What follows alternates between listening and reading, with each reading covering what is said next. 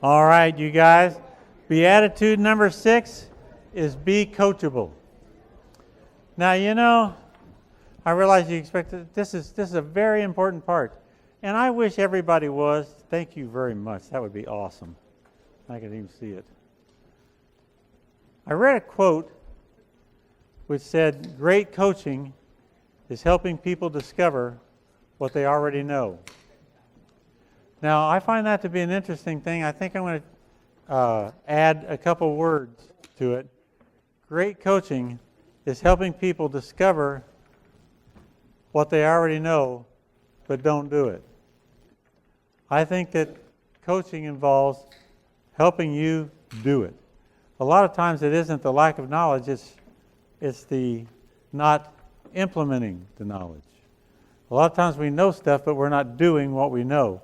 I think great coaching is helping people do what they already know. So I can probably just add one word to that quote and be good with it. Champions are well known for being the most open to coaching. You just look at it and you will find it every single time. You will not find a great champion that didn't have a firm belief in coaching. The bigger the champion, the more they want coaching. The great ones couldn't care less about their ego satisfaction. Who gets the credit when it comes to improving their results? That's all they care about, is standing on the podium with the trophy. That's it. So you see, here's another quote that I really liked.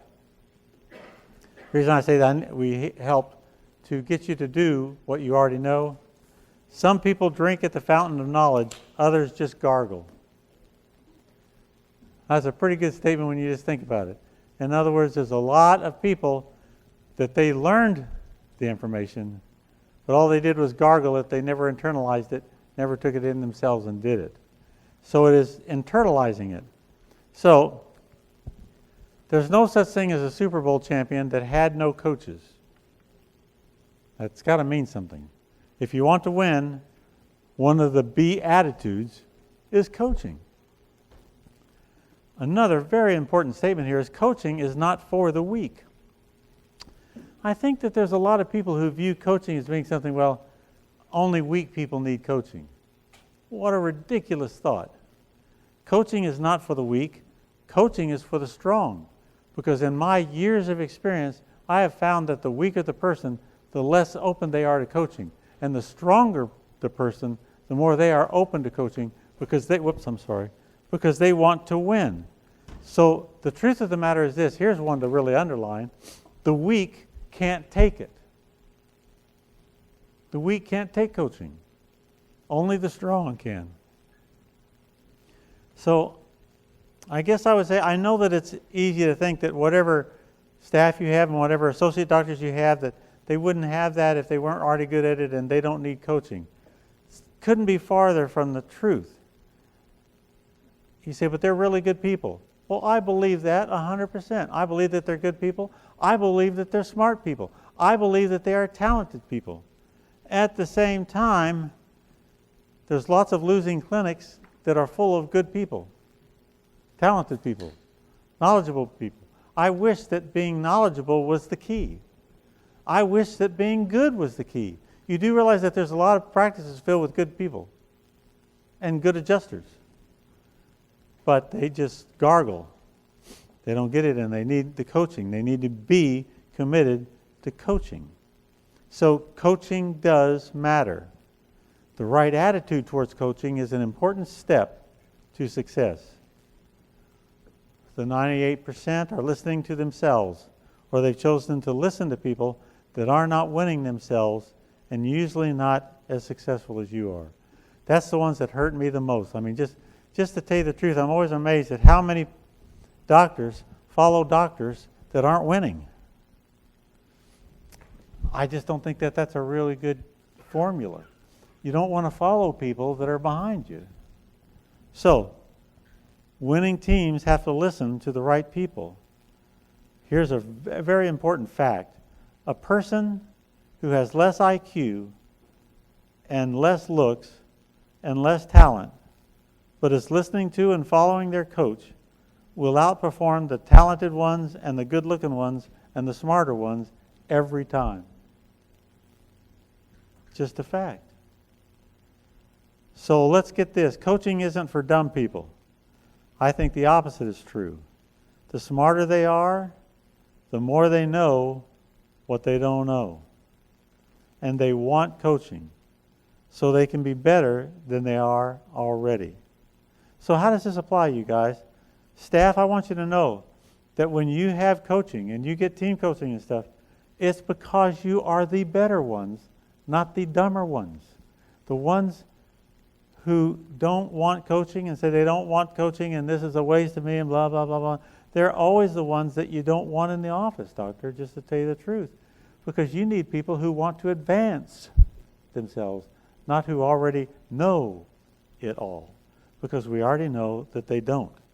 So, true story here, you guys. Let me tell you this story. This is kind of crazy, but I was talking to a friend over the holidays, the Christmas holidays, and they had started a new business, and the business has been going probably a year or something like that.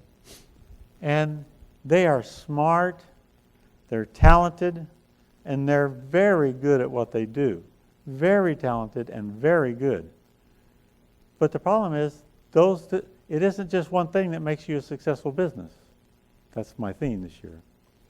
It isn't just one thing. Because now, after a year later, they find themselves in a bad financial hole. And I thought it was a conversation, so I thought I would just help out. You know, I've had a little bit of experience in these areas and couldn't be too bad. So I just started out just being very nice and kind, not just a friend. So I just suggested a few things that they might want to do to get them out of this financial hole. And as I was talking in a much kinder way than I would to you, no, just kidding. When I was talking in a very kind way, pretty soon I looked over there and she's crying and stuff. She's crying and she's upset. Well, I didn't think I was really doing anything. You know, I mean, I thought they'd say, "Oh, well, thank you." You know, one of those strange thoughts. I would say, "Well, thanks a bunch." I said, "What's wrong?" Well, she's crying and she said, "Well, I've worked so hard and I've worked so long and I know so much and I'm so good at this and I don't know anybody who's better at this. I mean, I'm just so good at it. I've done everything and I didn't want to know things to change. I didn't want anything to. I just think that I should have the money that I should have, but I don't want to have to do something different or anything, and I don't want to be told that I'm not doing something right." And I got to tell you, I was shocked at her response. Probably, I don't really know, but 30 years old or something like that. I'm 104. I hope you know that's a joke. Anyway, I can't help but think, what have I... And I thought, and she goes running out of the room crying. Well, here, my first thought, you ready for my first thought? I'll never do this again. You know, so much for that. I'll always keep it to myself. And you know, second thought is, where does this kind of attitude come from? I mean, I can only tell you, when I was 30 years old, man, I sucked up everything. I was a sponge. To avoid the pain of having to learn anything new or master something other than the skills that the average person would have, I mean, I don't get it. I would have thought it would have been, thanks. But here's a couple of facts that I ran across. The average person talks themselves into the delusion that they are more competent than they are. These are hard to take. Don't get mad at me, okay? And don't start crying and run out of the room, okay? In other words, they are not coachable because they do not need it in their viewpoint. And so, at the age of 30, they already have learned it all, have all the experience there is to have, and they do not want to be told what to do or what to say. I can't think of a sadder stage of life than that. They do what they want, and then when they don't reach their dreams, They blame it on other people. You ever heard that? Or the government? Or the economy? The only thing it can't be is them. This is a thing where being coachable is an essential attitude in the office. I would say, doctor, if you're going to be in this profession, if you're going to be in this office, and if you're going to do this stuff and change the health of our world, you got to be coachable. Now, I know what you'd say because I'm saying this. You'd say, well, isn't this coaching attitude sort of self-serving? Well, I really do not think so. I'm surprised that you would think that if you did. Because I got to ask you a question. When a patient comes into your office and they can't even get out of a chair, or they had to be helped out of the car, and they had to even get in a wheelchair, and they are in pain, and they can't get out of a chair without help, and you tell them that they need a series of adjustments, are you being self-serving? Is that why you're telling them that? You're being self-serving? Did you just tell them that because that's what you do? Or did you tell them that because that is sincerely what they need, and that is the right thing to do? Why do you tell them that they need it? Is it because they need it? I've got to tell you the truth. If I sold cars for a living, and you had no car, and you came up to me and told me that you had no car, I'd tell you need a car.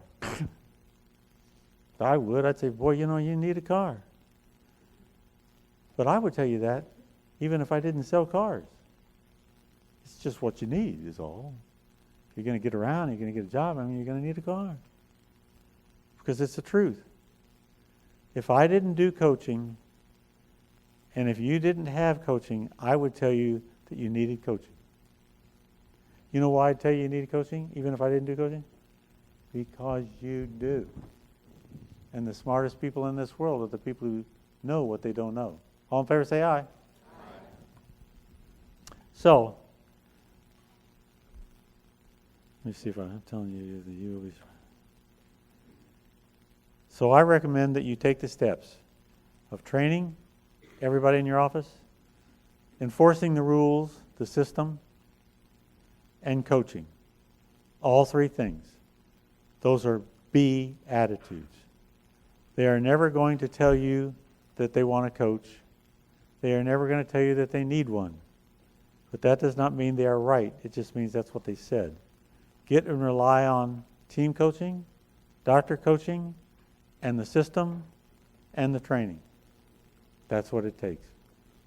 B attitude number 7. Be positive. Bet you're surprised that I would say that one, aren't you? Be positive. The scripture says to set your minds and keep them set on things that are above you. Don't look down. That means that your mind is set on positive things, greater things than you are. Every day when you first get up, set your minds on success. Every day. Set your mind for victory. You say, oh, I do that. Oh, I don't know, man. Have you ever gone into, because this is when you unlock the doors and you go into your office. Have you ever had an argument maybe with your spouse that morning before you got to work?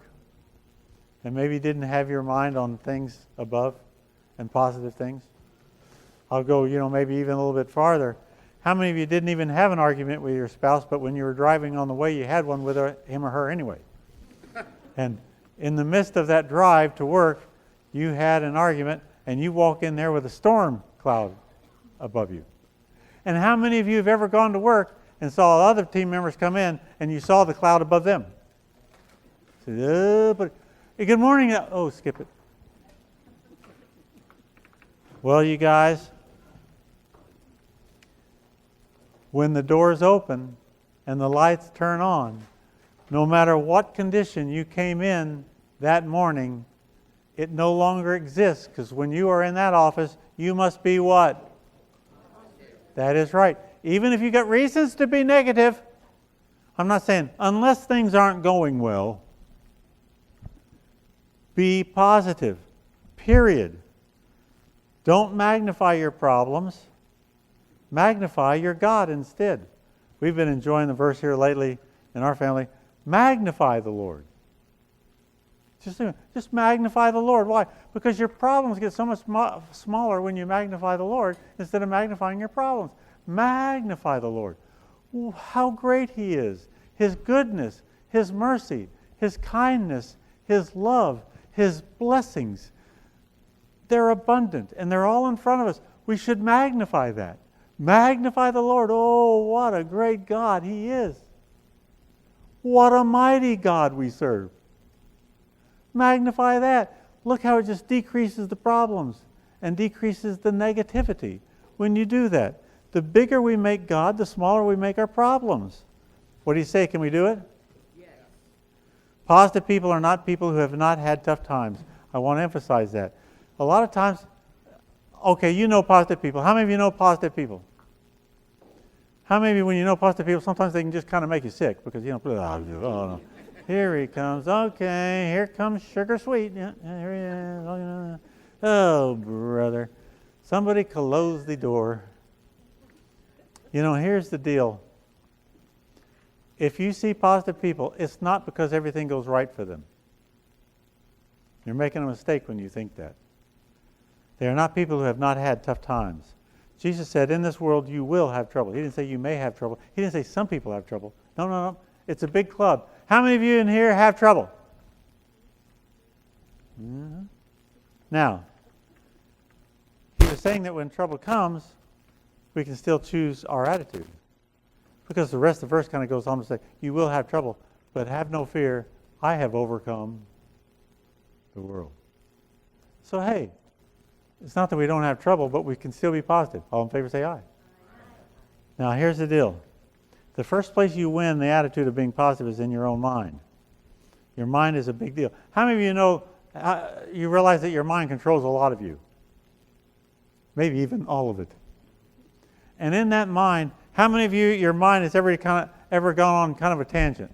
Have you ever had your mind go off on a tangent? Kind of a, and you know what was a little problem became a big problem by the end of the day? It can just grow on you, can't it? It can just happen. And then Philippians 4:8 has the gall of saying things, whatever things are noble, whatever things are just, whatever things are pure, whatever things are lovely, think on these things. And you know how when things aren't going too good, you know how that kind of advice just makes you sick? It's so much more fun to have negative thoughts than it is to have positive ones. Who wants to think of everything that's lovely when you got these cruddy things happening right now? Come on, jerk your halos off. Am I right about this or wrong? This happens like a lot. So, the bad is so much more fun to think about.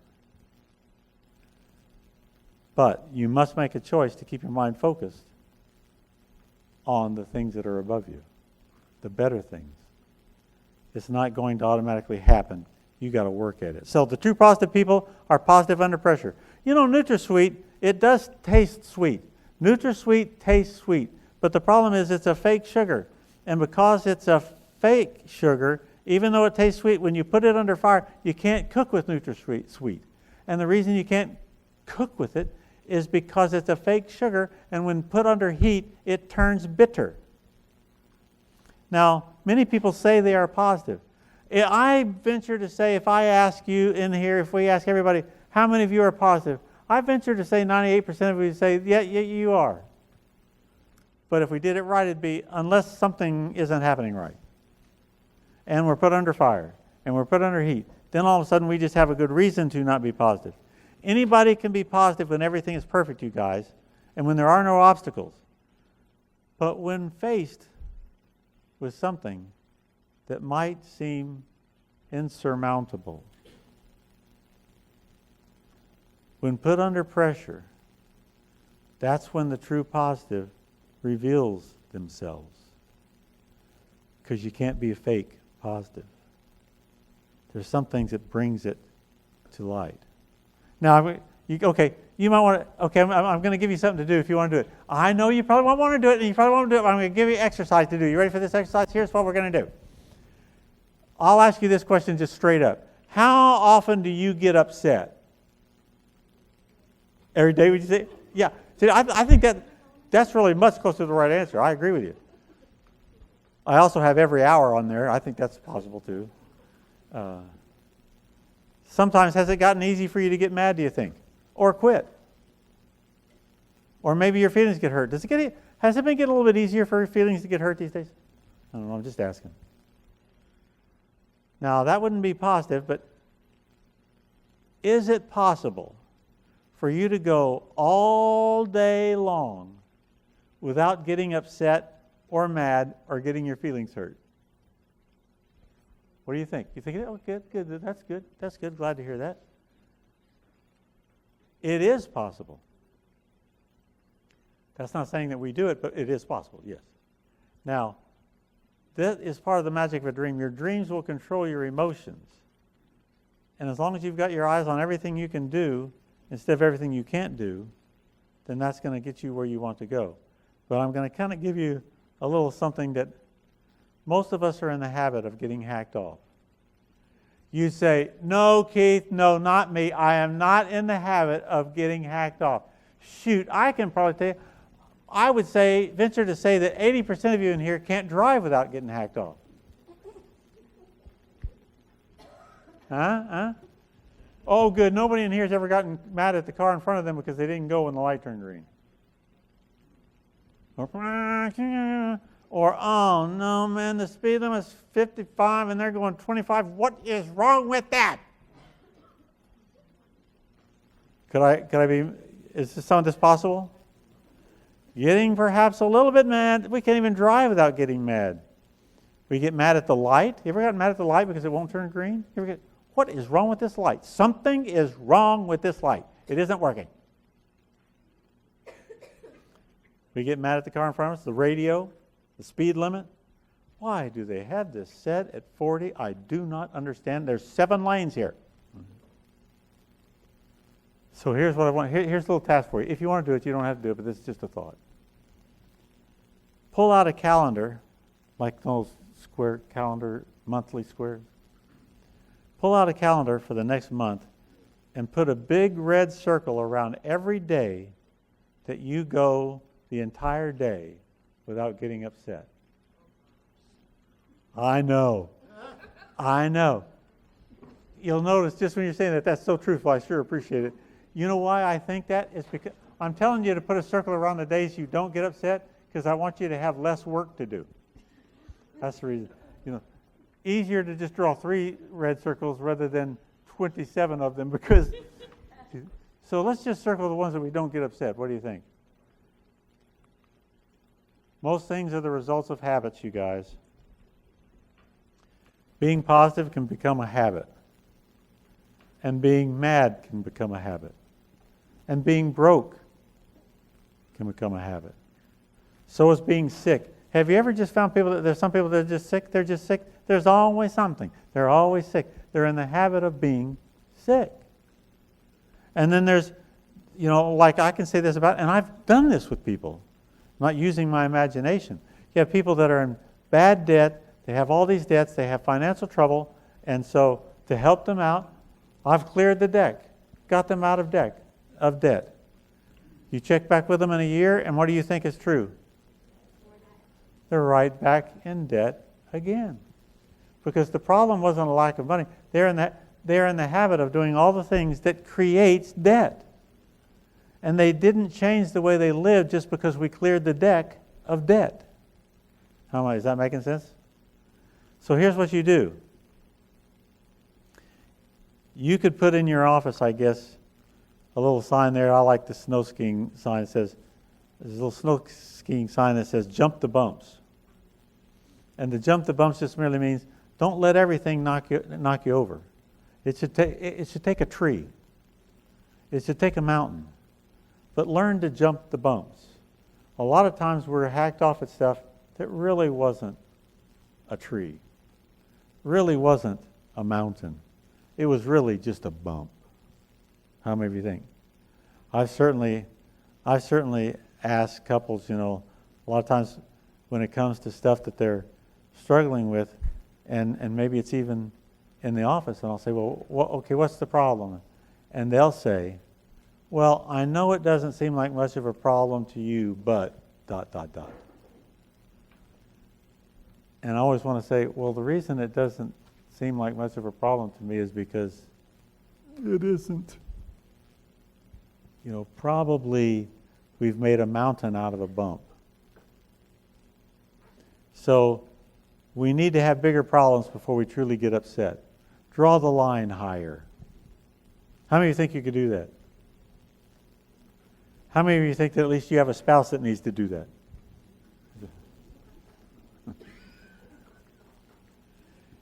You can choose to be positive just as easy as you can choose to be upset.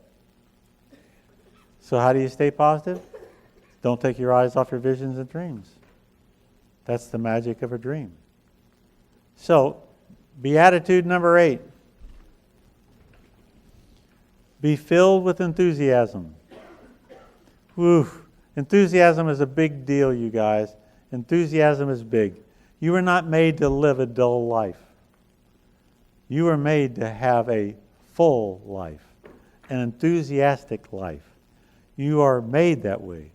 Now, does it seem like some people were born to throw water on your day or on your week or on your enthusiasm? How many of you have people that seems like this when you see them, they throw water on your enthusiasm? You even came in enthusiastic and now you have, well, don't point, I'm just asking if you have them. Right. Now, here's the deal. Why do they do that? It's because, as I kind of pointed out to you guys earlier in this thing, nobody really likes an enthusiastic person unless they are enthusiastic too. Most people, it's just like, oh, gross, here they come. They want to bring you back to the average, mediocre person that everybody is. They want everybody else to be lukewarm because they are. There's a constant gravity toward pulling us down to average. That's why it takes boldness. Don't let them do it. So now look, staff, let me just remind you what this is. This is a beatitude. I don't care if you're enthusiastic at home. You can go be the biggest grumbler and griper you want to be at home. You can go to church and just grumble. But when you open that door, when you go into that office, you are going to be what? Enthusiastic. That is right. Vince Lombardi said this one. If you aren't fired, once said, if you aren't fired with enthusiasm, you will be fired with enthusiasm. Pretty good rule, isn't it? So feed the fire of enthusiasm, you guys, because underline it, nobody is enthusiastic naturally. If you have an enthusiastic person around you, they weren't born that way, I promise you. They were born not.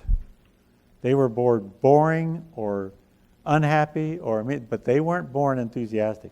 Enthusiasm is a result of feeding the flame of excitement and energy. So understand this. No one, including you are not naturally enthusiastic. If we are full of enthusiasm, you can be sure that we work hard at it daily, feeding that enthusiasm. We work at it. I'll give you another example. Anybody who has a strong marriage has been feeding that marriage with enthusiasm and excitement. Nobody has a naturally great marriage. I don't want to hurt anybody's feelings, but there's a lot of times you say, well, they were just meant for each other. In your dreams, bucko, nobody has a naturally strong marriage. They have to feed it. They have to work at it. They have to tell themselves that they are going to do this and be this. It's an attitude that they take on in the home, period.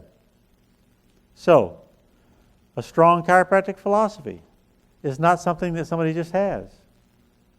You show me somebody with a strong chiropractic philosophy that wants to live up to what I was talking to with a commitment, I'll show you somebody that's working at it. A strong chiropractic philosophy requires you to be here, because you're not naturally going to have that. So, we have things like, believe me, feeding it is a big deal. So I just started in the last month or so, a thing called Developing a Greater Vision. How many of you have heard of it? How many of you have heard it maybe? Here's the deal. We need it. That's why we do it. we need to develop a greater vision because nobody naturally has a greater vision. How many of you know you need to fan it with that thing? It's 10 minutes. It's 10 stinking minutes of a week. 10 minutes, but will it make a difference?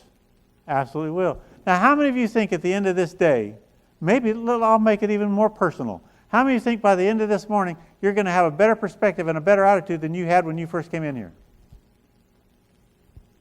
Because everybody needs to feed the flame. Naturally, you didn't feel like this.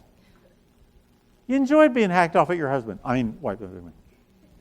Now, whatever it is, the reason the average person is not enthusiastic is because they are not willing to feed this flame. So we have all these, on this new thing, we have all these videos. Should you watch them? We have all these conferences. We have them by the rats. Man, we had a video, we had a elite video conference call. We have elite, we have a conference coming up now, and I forget the next month, I think it is, where there's all these kind of resources. There's constantly things on there, and you can do the whole backlog of them. There are hours and hours and hours of videos. They can build this. Feed the flame. The best things in life are free. That's why we don't do a good job of feeding this. Because your mind is free. Your heart is free. You didn't have to pay for it. You get it for free. So you don't take care of your heart and your spirit and your mind, even though it's the most valuable asset that you have. But it comes pretty much free. Our mind comes as standard equipment at birth. So predictably, we kind of place little or no value on that. But what we throw a lot of value on are things that we've paid a lot more for, but they aren't near as important. Some people take care of their car a lot better than they take care of their mind. Some people take care of their house a lot better than they take care of their heart. Because the car was expensive, the house was expensive, the mind, not so much. It came when I was born. So it really makes a difference. W. Clement Stone said, you are a mind with a body. That was a great perspective because we have a tendency to think of, I know a lot of people, and you do too, that take much better care of their body than they take care of their mind. Knock, knock, knock. A lot more committed to taking care of their body than they're taking care of their mind. Their heart has gone to pits. Their mind is full of trash and full of junk stuff. Their spirit is pulled down and gone dark. But they got a great body. Wrong thing to do, right? You're a mind with a body, not a body with a mind. It's an interesting change of priorities. So, another thing that helps with the enthusiasm is our 13th principle of success, and that's persistence. Persistence means that I will have enthusiasm over the long haul, the years and not the days. Average people catch this. Average people start out with enthusiasm, but something goes wrong and they burn out quickly. So what do these people do? Without the persistence, they lose their enthusiasm quickly. And so they change from job to job. They started out there, but now they're going to go to another. So they need a new burst of enthusiasm. And then that wears out before too long. And then they quit, and then they need a new burst of enthusiasm. They don't have the persistence to go with the enthusiasm. They need a new idea. They need a new toy. They need a new deal. And I watch chiropractors through the 30-some-odd years from me. I watch chiropractors that are just in constant search for a new toy because they don't have the persistence to have the enthusiasm for the great gift they've been given of chiropractic. It's just a... And then they end up running their practice like a go-kart, from one idea to the next, quickly changing directions, doing different things because they can't figure out what they really want to be. So let's just be stuff. Long-term enthusiasm requires persistence, and it's never a characteristic of the average because they haven't focused on their single goal. Much like a child that gets a new game on their phone. Ryan, I won't say who these kids might be, but sometimes they get my phone, and then they want to buy a new game on the phone. Does anybody have any of this experience? And then they want to buy a new game on that phone. Can I buy this? And you know, for the first 300 games, I went along with it. But then after a while, here's what I found, that they only play that game for a little while, and then they're ready to move on to another game. But fortunately, we outgrow this characteristic, don't we? Yeah, like, we just play a more expensive game. Your games are much more expensive than theirs are. Because I'd be wiped out if I did it the same way as you. Because you can't just hop. The persistence of, no, if we're gonna buy this game, we're gonna stick with this game. This is the game. And if this is the only game you get, is this what you'd buy? That's a pretty good question to ask, isn't it? The great ones become unstoppable because they are enthusiastic long after the 98% have let go and moved on to something else. Now, if you ask Warren Buffett, who's in his 90s now, by the way, if you asked Warren Buffett his greatest reason for his success, it is his never sell mentality. He commits to a stock and he sticks with it for the most part, certainly longer than anybody else. What did the 98% do who play the stock market? They never stick with it. They see a dip, and as soon as they see a dip, they bail. On to the next stock. So take a look at chiropractors. You'll find the same thing. So here's the statement. Adversity causes the 98% to bail out. And adversity causes the enthusiastic to break records. That's the difference in the two. Adversity causes the 98% to bail out. Margaret Thatcher gave this great quote. I love it. You may have to fight a battle more than once to win it. Now, why is that a big statement, you guys? Because very few people do fight a battle more than once. They fight it, and as soon as they get hit in the stomach, or hit in the face, or they get a loss, or they lose one battle, they quit. She says, that's going to be a problem if you want to be a success. Because if you want to be a success, occasionally it takes more than one battle to win before you've won. Great, insightful thing. So, have you guys ever seen, it's an old movie now, but it was a great one. And if you haven't seen, how many of you have seen Rudy, the movie Rudy? Oh, good. For the rest of you that haven't, I would rent it. You can always get these movies somewhere. Rent the movie Rudy, the true story of one guy's dream to become a Notre Dame football player. Clearly demonstrates this power of persistence and belief. I think it'd be kind of a worthwhile little deal, good little movie. But failure, you guys have to underline this, failure is an event. It's not a person. See, a lot of times we get kind of messed up with this. There isn't, in this room, everybody, and you can even look around, and I'm telling you, I've looked around, and there isn't one failure in this room. There is not one failure in this room. But there's probably also not one person who hasn't experienced a failure event. But you are not a failure. And people allow failures and struggles to rob them of their enthusiasm. And then they become chained to this failure. And it keeps them from seeing the true vision of who they really are. Because here I happen to know who you really are. And there isn't one failure in this room. And the truth of the matter is, there is a giant within you. And you may not even see it for an event that you see, rather than the person that you are. And these are be attitudes. Enthusiasm brings out the giant in you. So you know what you need to be? You need to be enthusiastic. Beatitude number 9. Be full of visions and dreams. Remember, the Bible says, not that, but they are all truths. The Bible says, without a vision, a person dies. Well, how can we be against having, visions is what we've been putting down these days. As a society, as a lot of people, they resent visions. They don't like visions. They don't want visions and dreams. Oh no, that's not. the Bible says that without a vision, a person dies. Well, I don't know about you, but I'm just not ready to die just yet. I want to have a vision. What do you say? I think a vision would be a good thing. If you don't have a vision, let's get one, like starting now, because you die without one. The 98% does not believe in being full of visions and dreams. I say it's an attitude you must have. Why does this happen?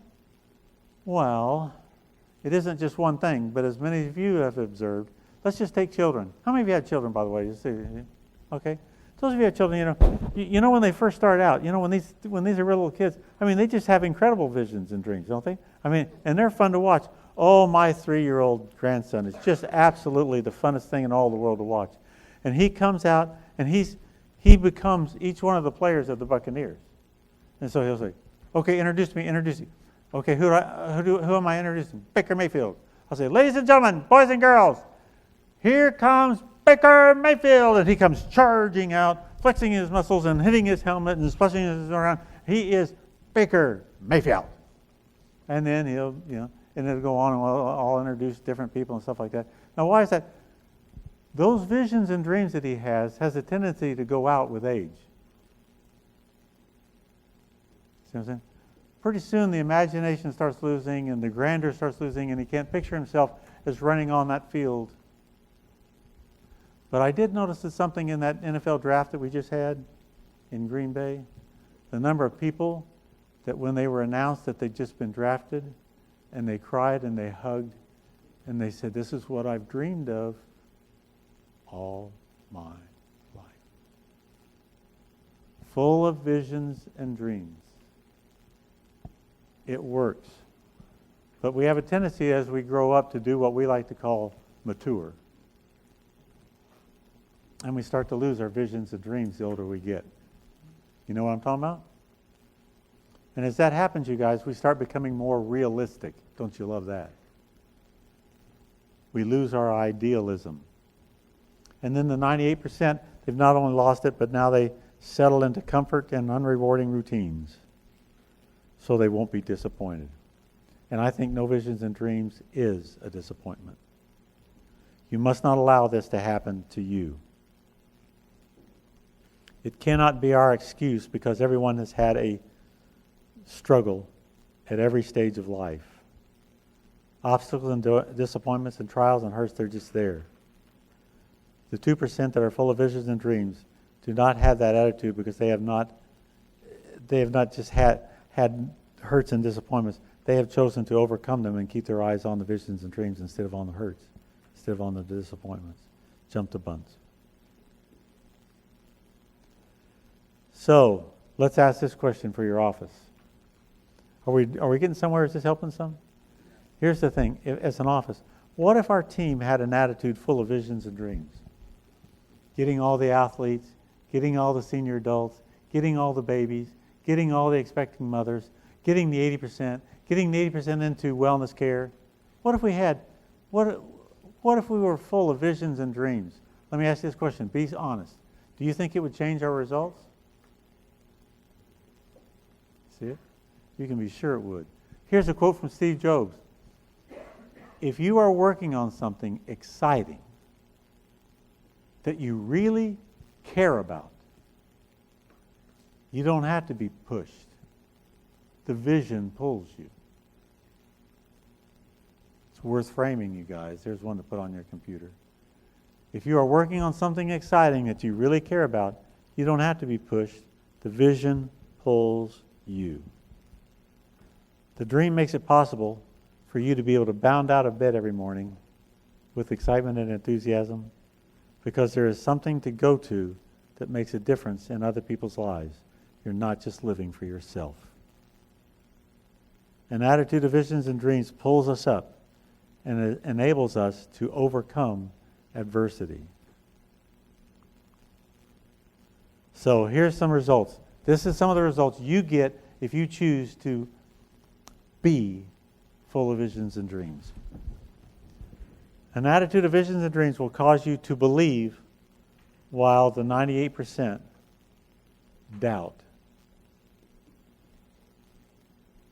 An attitude of visions and dreams will cause you to work your plan while others are just playing.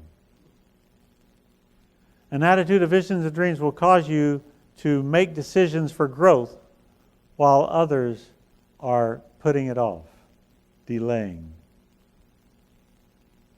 An attitude of visions and dreams will cause you to prepare while others are daydreaming. An attitude of visions and dreams will cause you to work your vision while others are just wishing. An attitude of visions and dreams will cause you to save while others are wasting, and will cause you to persist while others are quitting. Here's, I took a famous saying that you guys are all familiar with, but I changed the second half of it. You can finish it for me when I say, when the going gets tough, well, here's my change. When the going gets tough, it's those with a dream that keep going. What other attitude could you have that would make a bigger difference than this? That's pretty amazing. So the result of a team full of visions and dreams, Hebrews 11 says, faith is being sure of what everybody else just hopes for.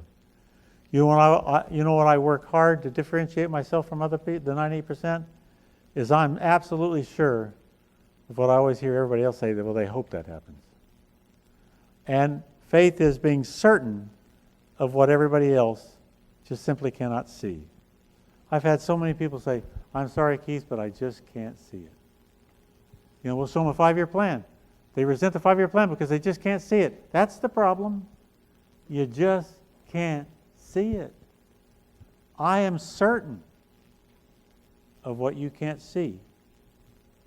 And I have learned, you guys, this is suitable for framing too. When you see what others cannot see, you will have what others cannot have. Now, there's probably not anything else this morning you'll hear that's more important than that if you can grab hold of it and digest it. Once you can see what others cannot see, you will have what others cannot have. So keeping your eyes and mind fixed on those visions and dreams, the change will be life-changing for you. So, for instance, if you see your patients as following through, they will, because you can see it. When you see the new patients coming in, they will. If you see all the companies and groups saying yes to your presentations and screenings, they will. You say, I don't understand why that would work, Keith. That doesn't work just because you see that. Yes, it does. And I'll tell you why it works that way. It works that way because if you can't see it, you won't go for it. And if you don't go for it, you're never going to get it. The people that don't get those things because they don't go for it because they just can't see it. But when you can see it and you're certain of it and you're sure, you go after it with every ounce of energy you got because you're sure they're going to do it. So you can put this as any category. So what is something in your clinic that you see that is not working, that you can test this out? Change how you see it. Might be worth the exercise. Maybe it would be moving your patients to wellness care when they finish corrective care. Maybe you've had a hard time seeing that. And I probably ain't got to keep. So just say this with me. This is what you're going to do as of now, right now. Say this. I refuse to have a small dream. I refuse to have a small dream. I like it. No one's ever displeased God for having too much faith, you guys. God has never warned us not to have too much faith. You're overdoing it. You're believing for too much. You're too big a faith. It wasn't one of the 10 Commandments. Thou shalt not have too much faith. It wasn't added later in the New Testament either. You'd think that it was, though, by the way we try to heed that command. So, Hebrews 11 doesn't say don't go too far and have too much faith. We're not going to tax God, you guys. I'm not worried about putting him too much to the test. Here's the deal. I will ask you this. Have you ever been guilty of letting your dream drop?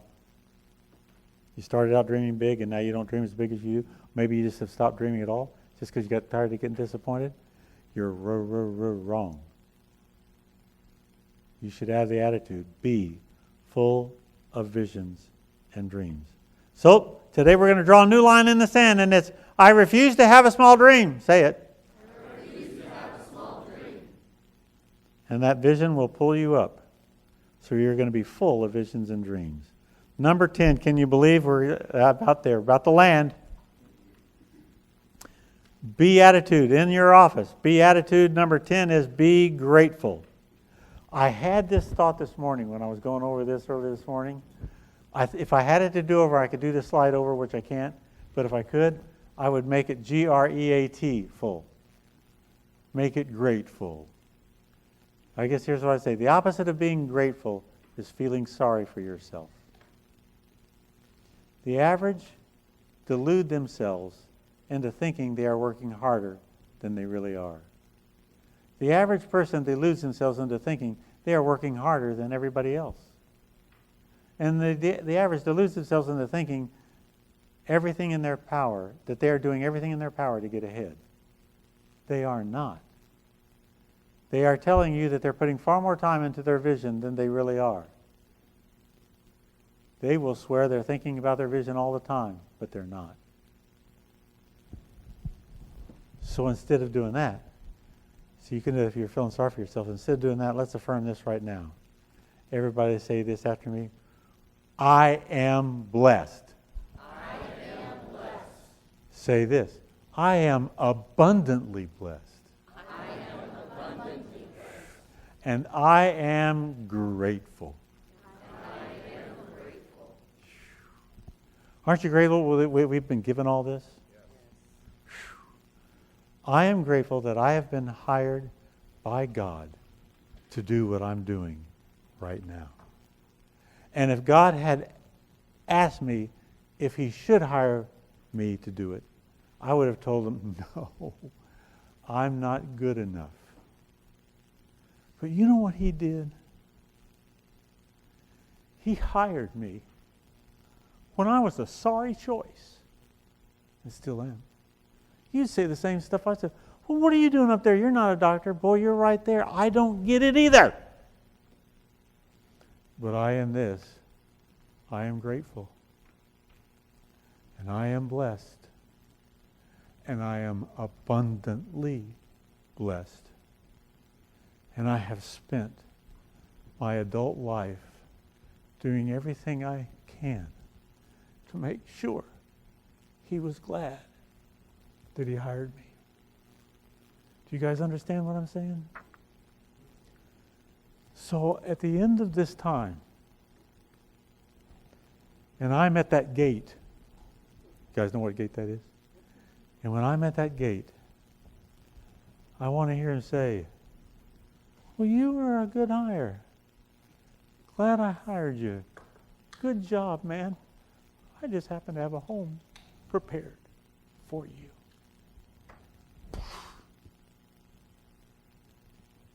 What a day that will be. Do you understand? So the deal, you guys, is be grateful. Let me tell you the story of Jonathan as kind of a close. Jonathan is this boy that we have some friends that we've had for about 25 years. They have a boy that is now 21. And we've always kind of done things for him and stuff for them. And anyway, Jonathan, he was a few years ago diagnosed with has a lot of tumors throughout his body. His brain, his body, throughout. He's full. And since he was a teen, he's had this, and he's now about 21, by the way, for you to know his age. And she just recently brought him home from the hospital. It certainly appears that this will be the last time he goes home from the hospital. You guys, let me tell you, he is paralyzed from the neck down. He can't eat. He can't drink. He has to have stuff. The only way he stays alive is for a tube that's put in him that gives it to him. He can't hear. The boy can't move. He can move his head around a little bit, and that's about it. And in order for the family, in order for there to be any communication, they write it down. They put it there their ear next to his mouth where he can kind of whisper, and then they write it down to see if this is it, and they communicate by them writing. Well, Jonathan asked, in them bringing him home, if they would call Rhonda and I, and if we would come see him while he gets home. That he wanted to see us and just kind of in the best way we could talk about the things. And he brings up all the things that we did from years ago until now. And Rhonda and I had to admit that I didn't remember 3/4 of the things. I didn't want to say, I don't remember doing that for you. What do you mean? But the truth is, it meant the world to him. And his mom called us and said he's requested that you and Rhonda come see him because he wanted to thank you for it. Whew. Well, naturally, we got in the car and we came and went in there into that living room where they had a hospital bed there. And he laid there in that unmovable position. And we sat there for hours while we just reminisced over a lot of these events of Jonathan. When we walked out of that home, Rhonda and I sat in the car, and you could hardly move. You could hardly breathe. And I think the first words that came out of my mouth were, I'll never complain again. Because we walked to the car. We went and got something to eat. We talked. You see what I'm saying? I don't know what song you could sing to me, but it couldn't be that one. And we both said together, we are what? Grateful. Now I'm going to ask you to say again. Say this after me. I am blessed. I am blessed. I am abundantly blessed. I am abundantly blessed. And I am grateful. And I am grateful. Now bring that attitude into your office. Do whatever you want. But man, Ryan, I am just right on target here. Let me just say this. Do you want to be the best chiropractic clinic in the state? Then here's what we do. Make your office full of these attitudes. And you can't lose. You can't lose. Be joyful. Make your patient visits a pep rally. Be their biggest fan. Be full of courage and strength. When you have an attitude of courage, you'll put your dreams and goals above your fears. Be committed, you guys. No lukewarmness in your office. None. Be 100% committed to the purpose and to changing the health of your world and getting 80% under chiropractic care. Be a rules keeper. You going to do it? Be a rules keeper. It's an attitude. The rules are there because they are necessary to win. They are not there to make your life miserable. Be enthusiastic, because Vince Lombardi said, if you aren't fired with enthusiasm, you will be fired with enthusiasm. Be coachable. The bigger the champion, the more they want coaching. Be bold. It's a fact that champions are a bold group of people. So be it. Be positive. Anybody can be positive when everything is perfect, when there are no obstacles. But it's when you face insurmountable odds and when you're put under pressure, that's when the true positive reveals itself. Be full of visions and dreams. When you see what others cannot see, you will have what others cannot have. When the going gets tough, it's those with a dream that keep going. And be grateful. Bless the Lord and do not forget all his benefits.